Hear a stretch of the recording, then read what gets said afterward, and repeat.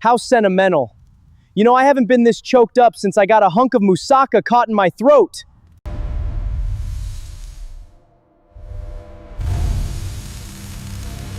Vesco, What about it? I'm supposed to have my own by now.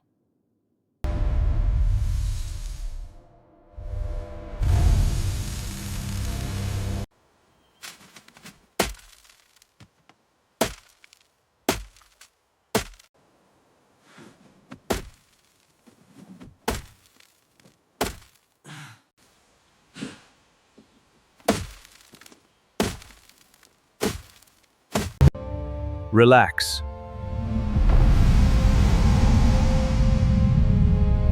Be gone!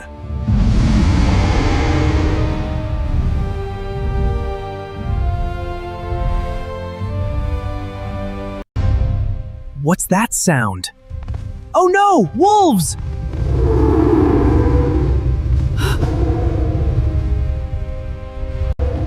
You guys are psycho!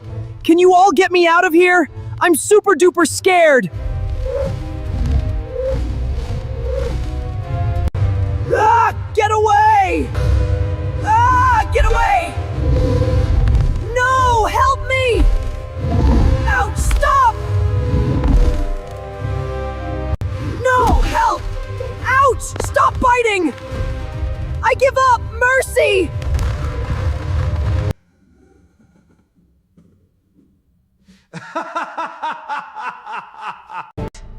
You won't take me!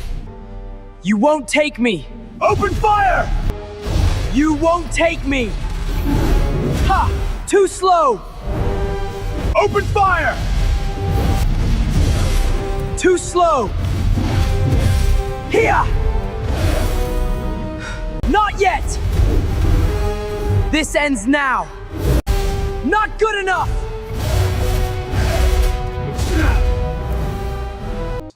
May I have a mango shake and some nachos, and that's it. Okay, yes.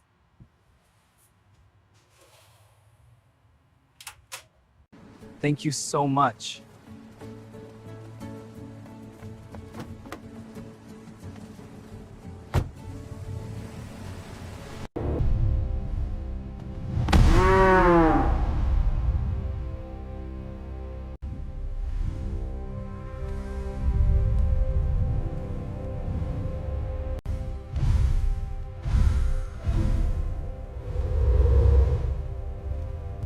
Ready for our drive? Ready to go? Yeah, let's go. Yeah, let's go. Okay. The scenery is beautiful. Just like you.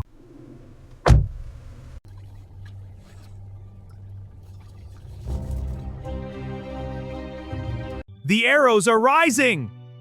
Keep going up! Yes, momentum!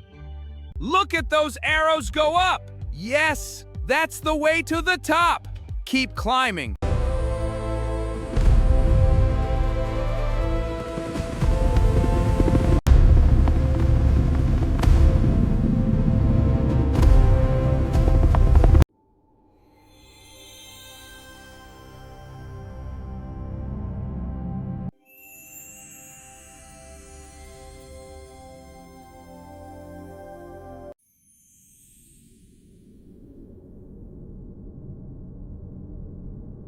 How sentimental. You know, I haven't been this choked up since I got a hunk of moussaka caught in my throat. I guess it's just me and my brim.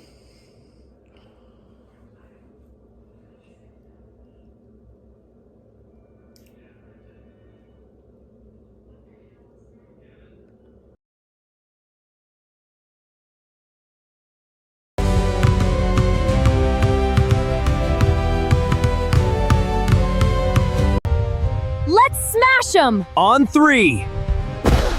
Whoa!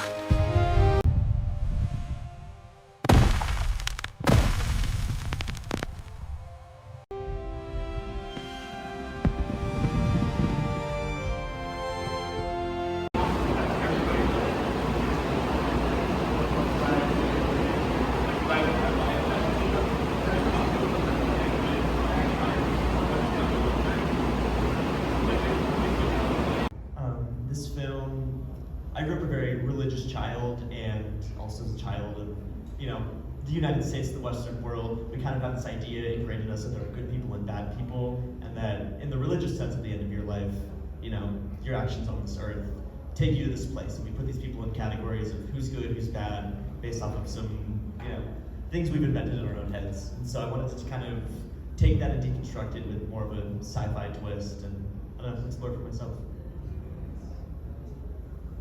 And for the actors, what side, but we did have to shoot everything twice. We had 2 overnight shoots, and because of the time constraints and playing both roles, I had to sit and play Mimic, and then at the same time we did have an incredible stand-in, which was wonderful, so I had something to play off of.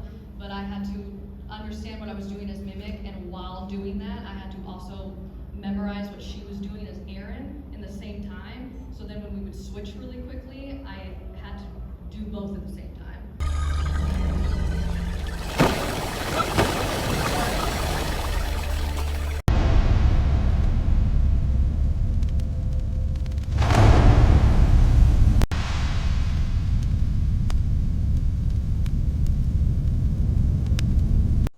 Do you want to go to heaven or hell?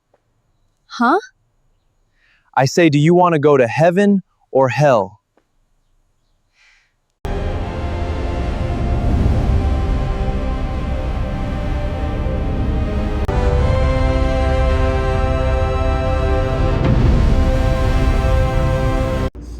Yeah, so it was very just like, we knew the story, we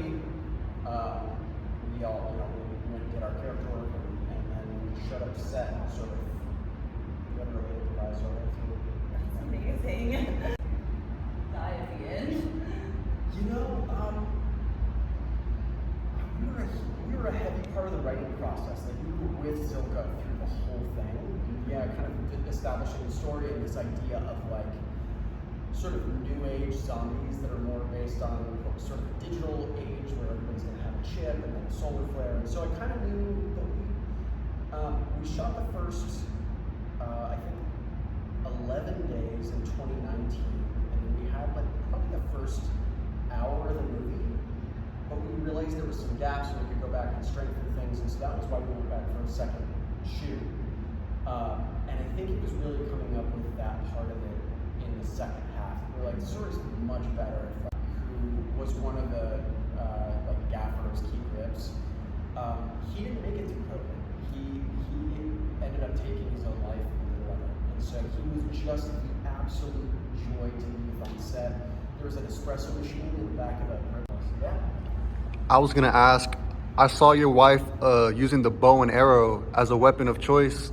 Is she actually pretty good with the bow and arrow? You know, it's funny, that was her first time actually picking that bow and arrow up. And there was a bet going on over whether she would hit, so she was firing at these big foam targets.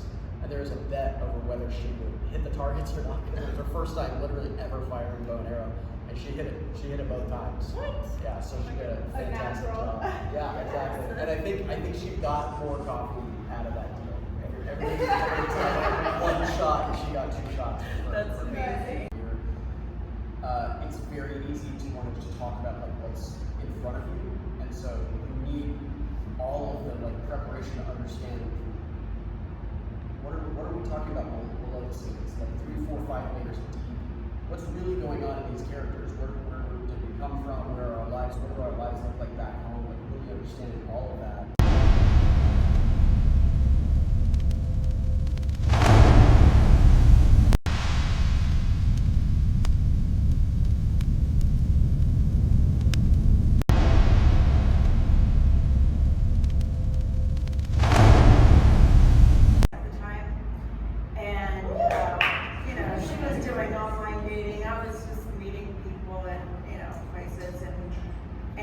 Together and we would just compare notes, and we were just cracking each other up, and a lot of the things that were said in there we discussed because they really happened. So I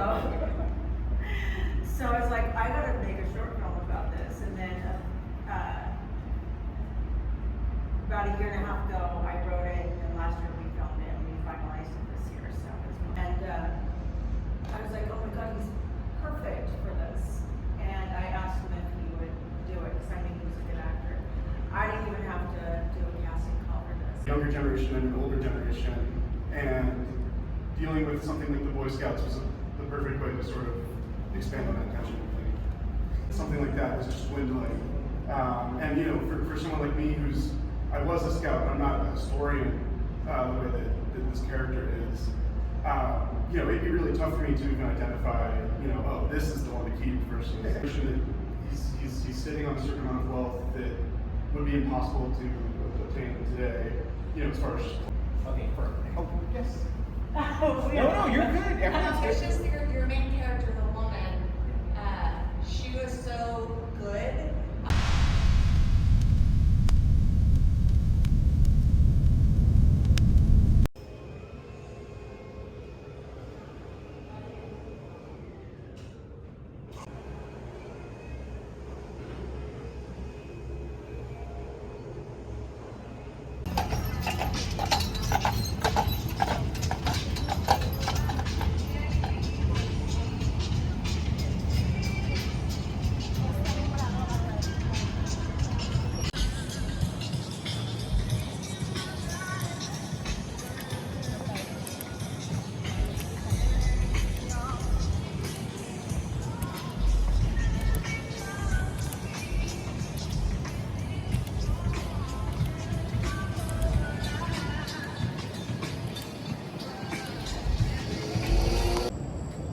Day 3 of the SA Film Festival is done.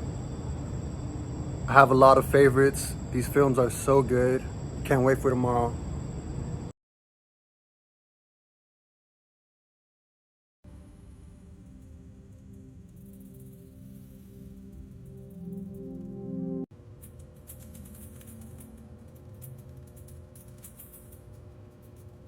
That it affects you psychologically, you know, your place in the world and what you can do. And my friends, good friends, I had a lot of friends growing up, and they'd have a totally different experience with that dummy and with that place in the world than I would. So I wanted to showcase that and grab onto that and kind of show the violence, because to me, my film is a family film, so I wanted to show how the violence is on the outside of the frame, just kind of pushing in and closing in. Comic-Con is an event that takes over our city. From every square inch is plastered with some new thing about some new event or movie. And also, we're a border town. We sit right across a wall from Tijuana, and life there is back and forth. People live on one side, and it's transient. And I just wanted to tell a story about somebody who specifically lives there and has these dreams and has this opportunity that comes to town, and trying to take advantage of it and what challenges can come about during that time. I'm only part of the cast. My family is majority women, so my perception of family is mostly women, and a lot of sacrifice. So one of my moms, Diaz, had shared a story with me about how she had to turn down going to UT Austin, my dream school, because she had a baby. And she couldn't take her baby to school, and that broke me because she, to me, was just so smart and didn't get to do exactly what she wanted to do in life, but did with what she had. So I think her story like shook me, and I was like, I need to figure out how I can write this and apply this to the rest of the women in my family, and it's everywhere. I see it all the time, so yeah. Hall of Fame. So again, this San Antonio, I live in Austin now, but San Antonio always will be a special place in my heart with the listeners and the fans and just the city in general. So again, I feel like the universe and God has put us where we need to be again, and I believe you can see it with your own eyes right here tonight. Wow. Bull, who is your favorite person in your bands? That is have to be handled or well, everyone, because I couldn't be here without the guys in my band. It's not just Bulls, Buffaloes, by myself, I'm just a guy screaming on the microphone. So every one of them, they bring in their heart, their soul, and everyone in my band, they deserve a documentary, believe me. Every season has a story to tell, and every artist. So I can pick one favorite, but the whole Buffaloes, they were with me since in in Spain, in Mexico, in the United States. But to be able to see your story, you know, on the screen, in this environment, how do y'all feel? How would you all describe like this moment and watching it back again? What thoughts are you thinking? Well, thank you very much for all the clapping and all the cheering and for coming to watch the movie and for allowing us to make a movie here first. And how I feel, I saw this movie like maybe 1,000 times. But every time that I see the movie, it really touched me. It really touched me because I see my family, I see Raymond, I see my friends, and I have a good family, I have a good friends, and there's a lot of things that I have to sacrifice, chasing the dreams. I'm not complaining. I'm very grateful for the opportunity, for God and strength and everything. But excited to be screening our short block, Macabre and Unusual. So sit back and relax and enjoy the short block. I'm Adam Porter. I did 3 Nails. I'm Samuel Taylor at the Mercy of Faith. Lee Taylor at the Mercy of Faith. I'm Joseph. I got you. If it's not, you got it. Hello. There we go.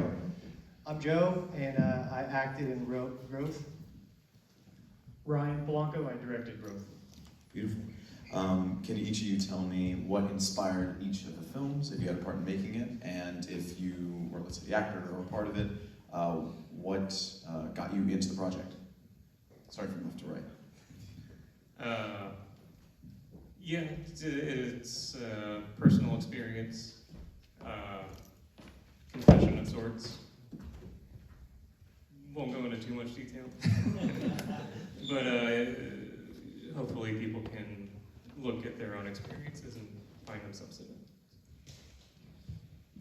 For me, I remember we did this play in my church growing up, and I remember my mom had me as a bellboy. So it was to depict it was around the Easter time, and she's like, Adam, at a certain point in the play, hit this nail loud as you can. So as much as I can, I was trying not to hit my fingers too. But I remember I was telling my wife. And Nate up there had a festival he wanted to submit a film to. And Ryan was like, let me read your script. And I showed him it, and he's like, let's make it. So we had to make it in 5 days.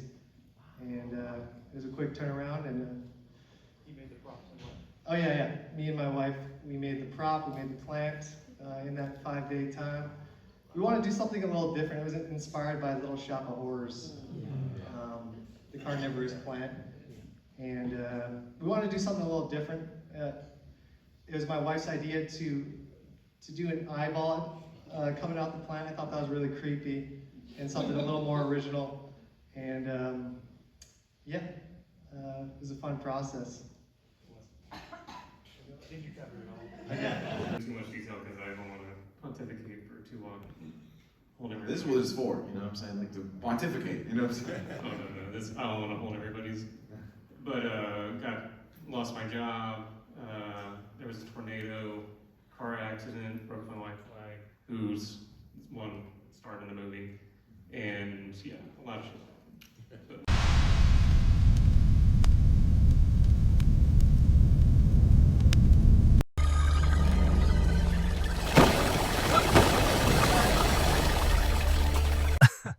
Help yourself to some water.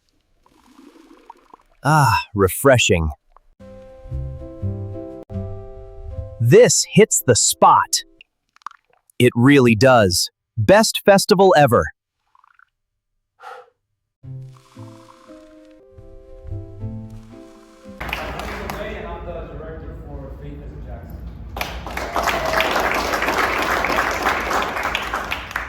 I'm Dustin Hart, and I am the writer, producer of Quiet Our Working filmmakers is an honor. So that's completely based off my experience. I really kind of messed up my life. Went back to school at 30,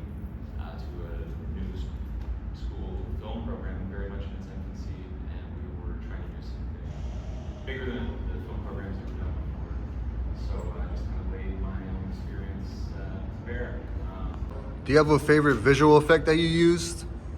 There's a lot of repetition in those. There's a lot of fuzziness in the film that I think sometimes serves it. The VHS stuff that the editing team did, I think some of it turned out pretty cool. So some of that term for it. Anyway, it doesn't matter. There's some of that fuzziness that plays with color and makes it look pretty dreamy. That's pretty cool.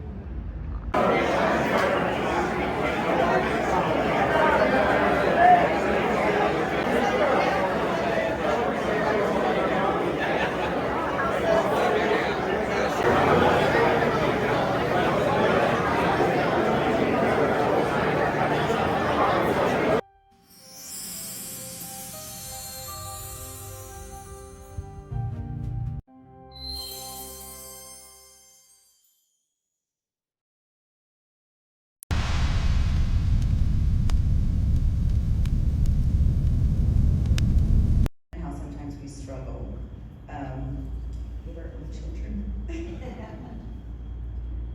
Oh, and editing wise.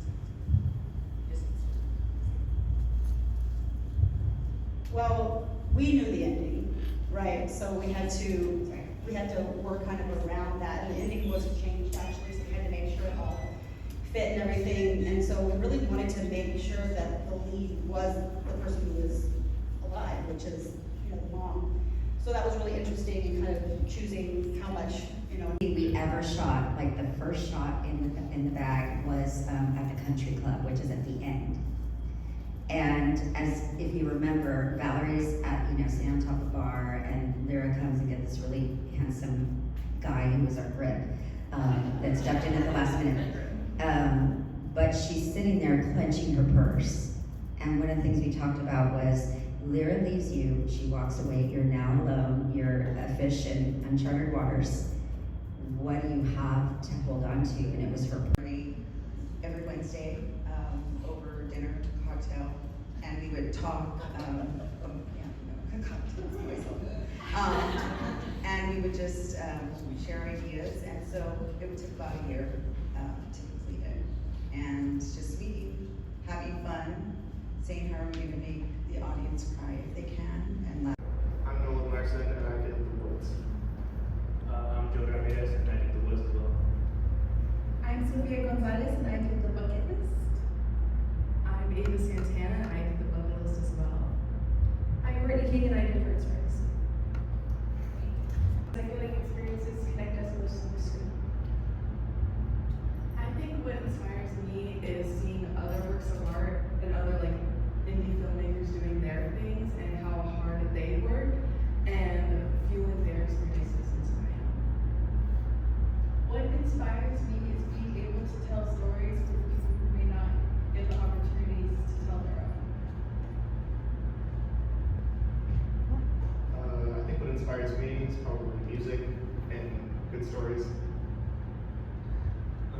I'm inspired by a bunch of filmmakers, but I really like making movies that I would want to see, because I think movie making is entertainment as well as a medium to tell stories about people and your own experiences as well.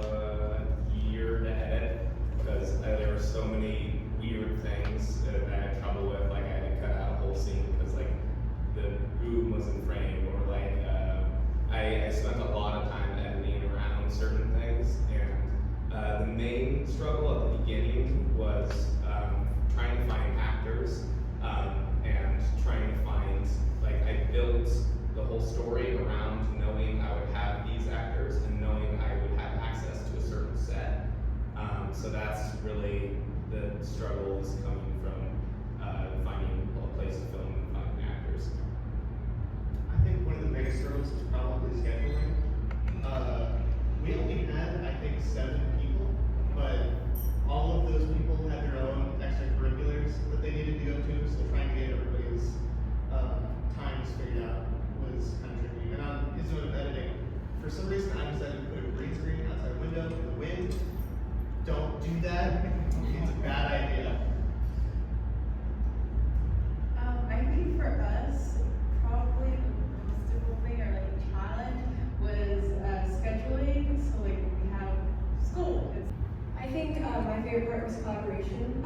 I was a senior when I made this film, so it was my last like hurrah at my school. It was really fun to do it with my friends. I think my favorite part was being able to execute her vision, and I think I mainly have been doing more broadcasting on screen as a news anchor, so being able to be a character for once and not myself spitting out news was a nice change of pace. I think my favorite part was probably just being able to like go and have fun doing something that I love with my friends, and we did a lot of fun things on set, so just having fun and loving what you do. I just thought it was really funny to watch you stress out over the timeline.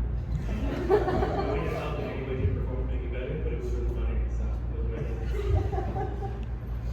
I do think that hanging out while filming was very fun. We got to walk around Forest Path. That was very nice. I also did, in a way, have fun with the editing of it. I do like editing, so. My favorite part probably was saying to my English and theater teacher, your line is, damn, even All-American Psycho on his ass. The next project. Well, not currently either. I'm going to be working more in the journalism space moving forward. I'm currently not working on anything, but I'm thinking about future projects to make, especially for this upcoming year. I just want to be cranking out films left and right, so. Unfortunately, Christopher Nolan has not called me yet. And yeah, he invited me to the mail, but I will inform Mel when I I'm not making mostly my future doesn't revolve around film. I would really like to do it as a hobby, but after graduating, my Premiere access got cut, so I'm still looking for an alternative. So, DaVinci Resolve. Noted. I'm actually working on a lot of projects right now. I just got back from shooting a documentary, and I will be editing that briefly, or soon, sorry. And then I am acting in a film called The Eternal Optimist, and that shoots in August, first, I think. And then after that, I have already filmed like half of my next movie, but I'm filming the next half in August. And if you liked my theater and English teacher, Lila Michael, she will also be acting in that movie as a principal that starts uptight and gets a little psychotic. So those are my projects that I have coming up.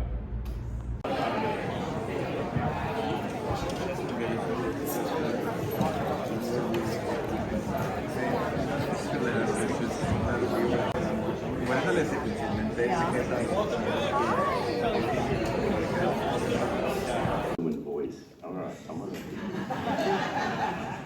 kind of shorter. All right. All right. Anyways, all right. So,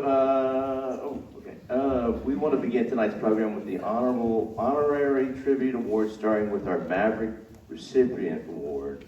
And SA Films Maverick Award celebrates this distinguished filmmaker who's independently minded and named in honor of the Maverick family of San Antonio, the actual source of the term Maverick, which is cool. I didn't realize that. So, history of the Maverick family: few names have left a greater mark on Texas than Samuel Augustus Maverick. After arriving in San Antonio in 1835, the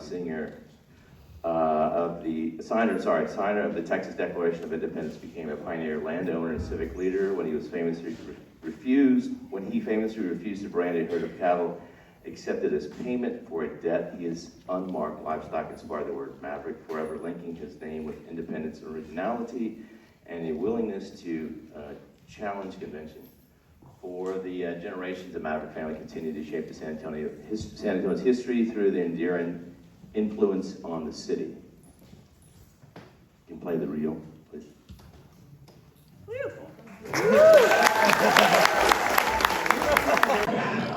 That was a wig I was wearing in Pretty in Pink there at the end.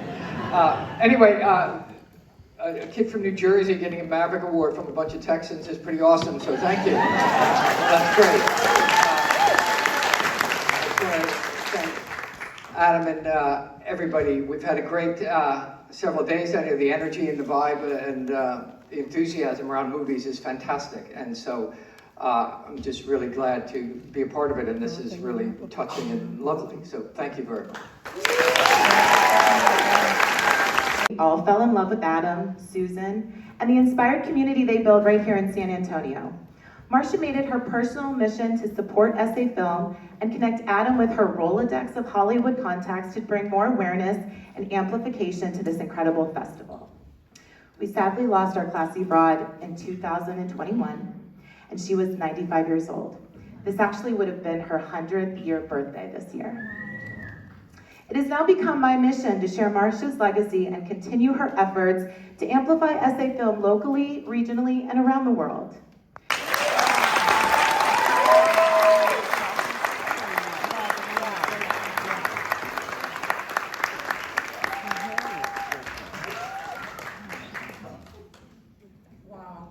Wow, okay, they got one over me. I had no idea this was gonna happen, so I'm sitting there going, why am I up there? I was all sweaty yesterday. What's going on here?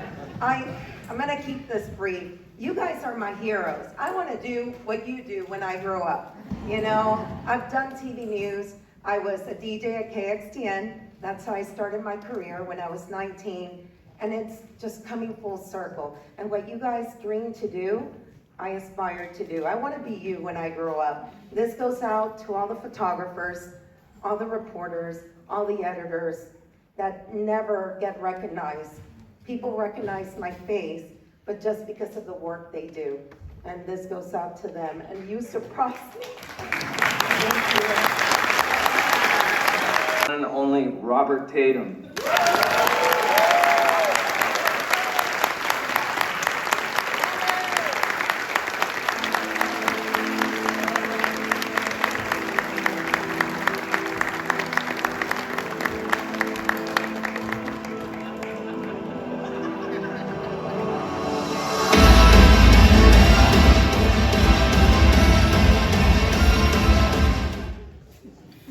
What's funny is I did do something.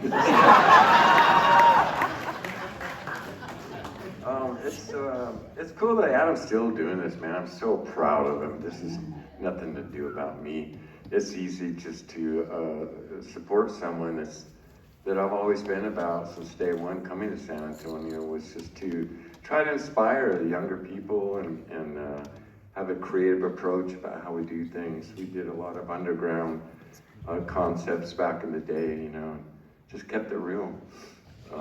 Never did it for money. It was all from the heart. Money will follow. Maybe one day.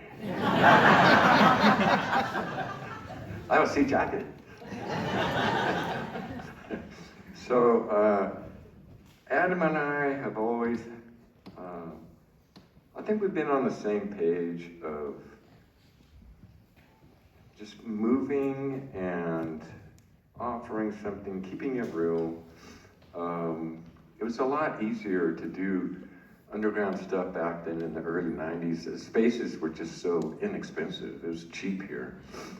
And you could get really cool spaces and do bands and, you know, have some films and an art show. And it's a little tougher now, but he's got some good sponsors that have allowed him to have the venues, and that's what it's all about, having the venue, you know. And so this is really cool, and I'm really proud of him. And one of my favorite things I like about Adam is that he's always making fun of himself. And that's because he has no ego, none. So this is all for you guys.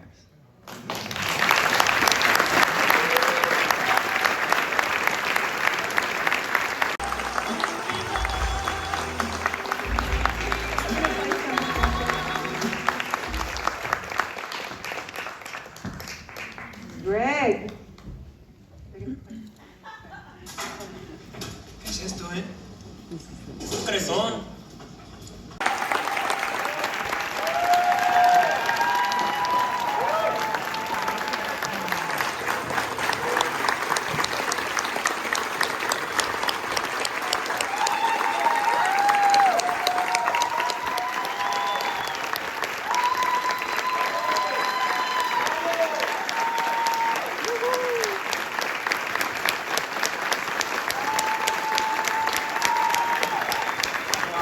Yeah.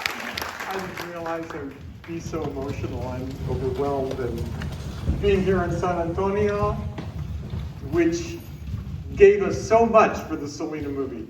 It couldn't have been the movie that it was without the beautiful community of San Antonio. To be with you today, to be honored in this way, I can't tell you how deeply it touches my heart. First of all, I want to acknowledge my other honorees, that I'm honored to be with them tonight. And overall, I want to thank Selena.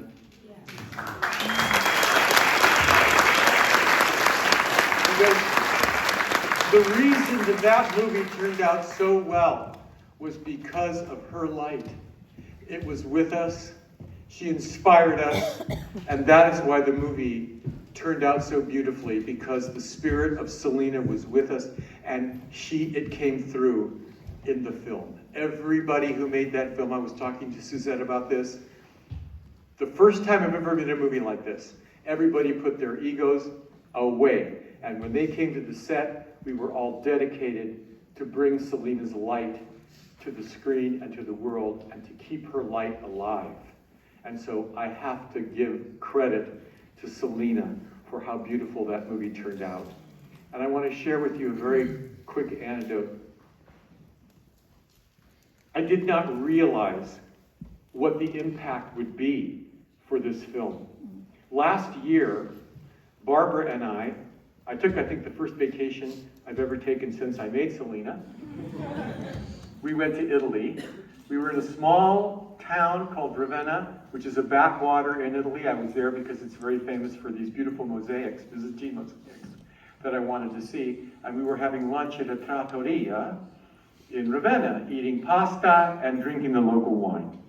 And the waitress comes up and she's serving us, and about halfway through the meal, she comes up to me, she comes up to us and says, "Lei, il ragazzo che ha fatto la pellicola di Selena."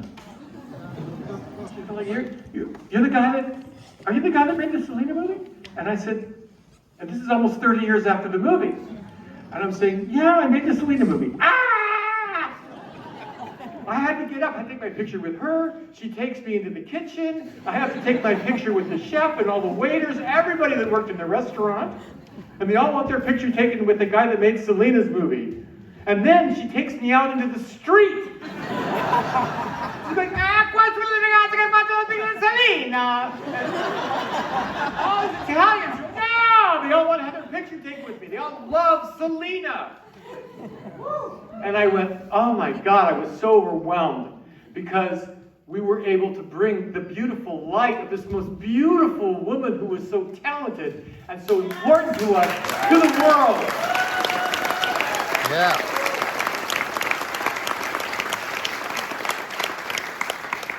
She was such a great lady, and I have to also want to thank Suzette. And this whole Quintanilla family, because without their love and support, they gave me everything.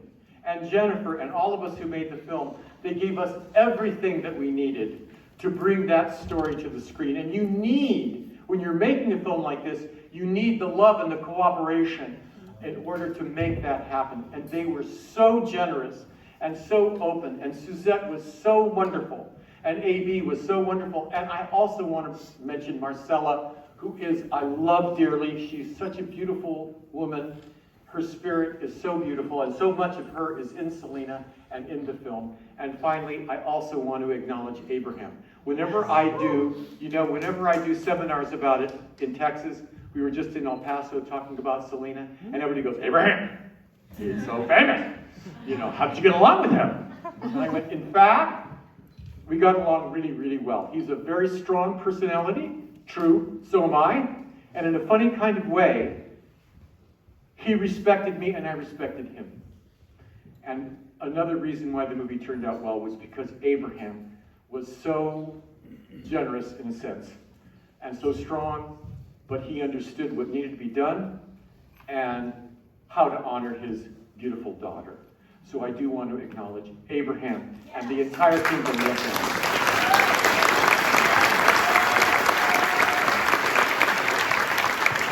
takes a lot to be able to make a film like Selena. And finally, I have to thank San Antonio and the Tejano community. When we made this film, I insisted, I told the studio, because we didn't have a huge budget to make the film. They wanted to do it in Southern California where it would be a little cheaper. I insisted that we shoot it here. Because I wanted it. And this is something that's not part of the budget, but I knew that in order to bring this film, I wanted to first of all show Texas, because Selena is Texas. The land, La Tierra, she is the land is her. Nobody represents and captured Texas more than Selena. And the Tejano community, I knew that they would give us their support. I had no idea what that would mean when we made this film. Without the Tejano community, the film would not be the film that it was. When you see that amazing scene that opens the film, the Houston Astrodome concert scene, and we talked about how we put the ad in the paper. We didn't know anybody would show up. We didn't have any money for extras. 35,000 people showed up. None of them were paid. And they stayed all day from morning until night to make sure that we would get the scene to be as magnificent and powerful as it turned out to be. And you don't know this, but this scene, the opening Astrodome concert scene, is regarded as one of the greatest musical scenes ever filmed. And I had to do a special seminar a couple of years ago at the Motion Picture Academy talking about how we made the scene, how it came to be. We had all the technicians who did the sound work and everything that did that scene, because people wanted to know, how did you do that scene? And one of the things that stunned them is when I told them there's no CGI in that scene, no crowd enhancement. Those are all real people in the stands. And that real audience, believe me, makes a difference for why that scene turned out so beautifully. It was the Tejano community supporting us and supporting Selena and supporting our film. And so this award means the world to me, and I want to give a shout out and I want to thank the Tejano community of San Antonio. Thank you all.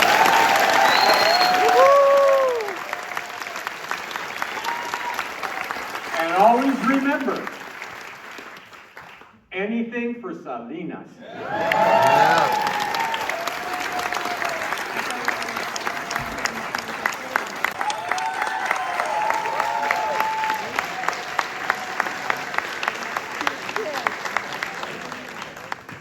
Hi. I would like to thank my parents who were up there. They're amazing. They love me lots and lots. I would like to thank my theater teacher and director, Lila Michael, who acted in my film. And she is so amazing. And yeah.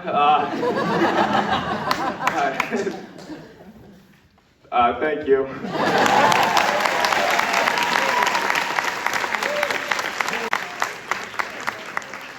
Okay, Best San Antonio High School Filmmaker Award goes to Heartstrings, Courtney King. Courtney King, is there a party here?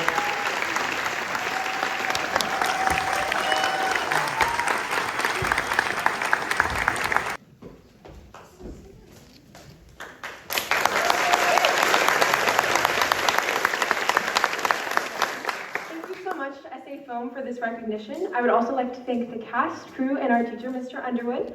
Without them, this film wouldn't be a reality. It's so important to keep arts funded and active in schools to inspire the next generation. Thank you again for this honor, and keep film in school.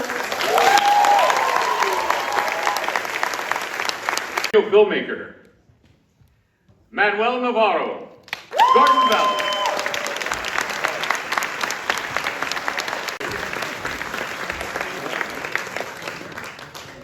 Hi guys, I'm not Yair, but I'm the producer of the film. Just want to say, Dosh 11, thank you so much to San Antonio Film Festival for the recognition. We've had such a great time just hanging out, seeing all the films. All the filmmakers are lovely, and keep on filming. Thank you. Nightlight Guardians, Aaliyah Mickle.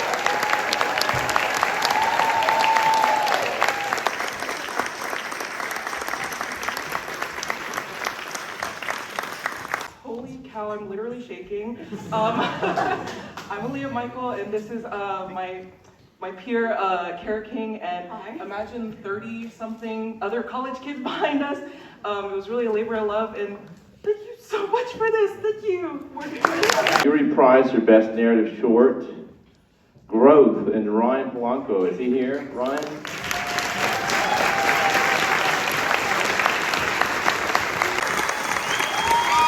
Yeah! So please send me an email if you're interested in being a judge. Anyways, congrats, guys. Thank you to the film festival. Thank you guys. Thanks for the passion crew.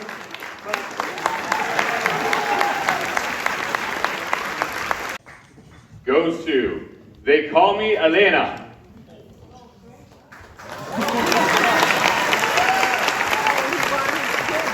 Ryan Krzyzowski, Diamarado.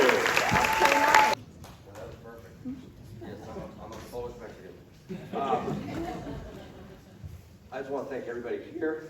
I just down the road 30 years ago delivered a paper about how my family came during the Mexican Revolution to America. I'm an American-born Mexican in exile. That's the way I feel. Border moves, right? That's the way the things go. And Elena is Elena Arizmendi Mejia, and she's an ancestor of mine. She's the granddaughter of General Ignacio Mejia, also my third great-grandfather. Those stories I've had with me for 30 plus years. And 3 years ago I wrote a book, and over the past year and a half I adapted the screenplays. I have a lot of helpers, a lot of people behind me as well. But my ancestors certainly have been speaking through me, channeling through me these last few years. Thank you so much.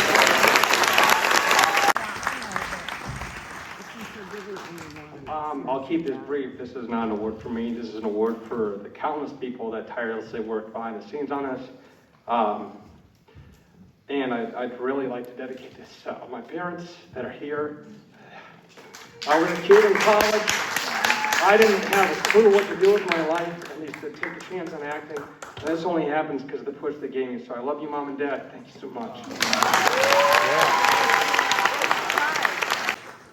The jury prize for Best Female Performer, Maxine Peak, for Words of War.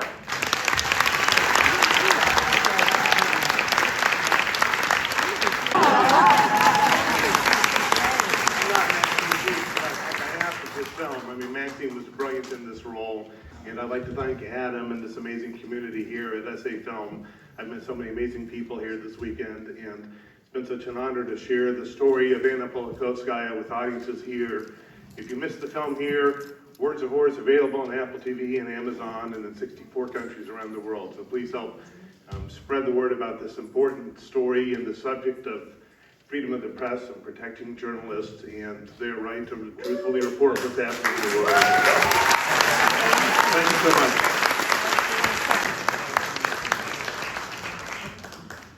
I'm Stephanie Moore. I was a producer on the film. Austin and I are partners in life. But we're just so grateful to the San Antonio Film Festival to bring this film to another Texas audience. So our film is about little-known Texas legend Stephen Frumholtz, and we're just so grateful to be able to tell his story. It's very much a love letter both to Stephen and to the state of Texas. So thank you so much.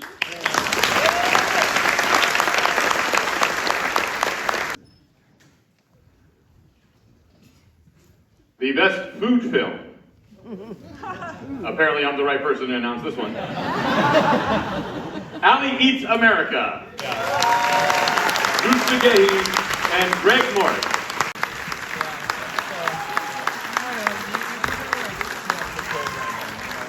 Wow, all right. Cool. Well, I want to start, hang on. The producer is right here. Can we get a round of applause for Derek Huff?